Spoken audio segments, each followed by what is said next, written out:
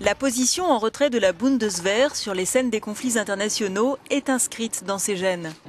Après la Seconde Guerre mondiale, l'Allemagne est privée d'armée. Il faut attendre 1955 pour voir une armée nationale se reconstituer. Mais le traumatisme de la toute-puissance nazie est encore présent et par ailleurs, l'Europe craint une invasion soviétique. La nouvelle armée allemande est alors immédiatement intégrée à l'OTAN. Sa mission est claire, la défense de l'Allemagne et de ses alliés contre la menace soviétique.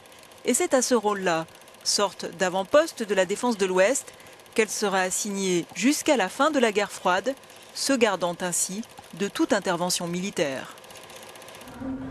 Si la réunification bouleverse la donne stratégique et les mentalités, la tradition pacifique des Allemands demeure.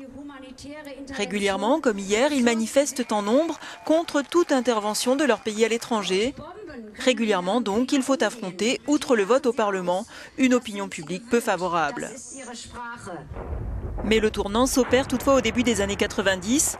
La toute première intervention a lieu en Somalie en 93 sous l'égide de l'ONU et le vrai tournant a lieu dans les Balkans.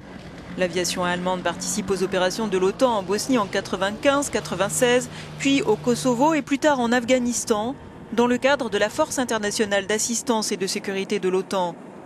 Si au gré des gouvernements, le pays revient parfois à la culture de la retenue, l'Allemagne est aujourd'hui présente avec quelques 3000 militaires sur 16 terrains dans le monde.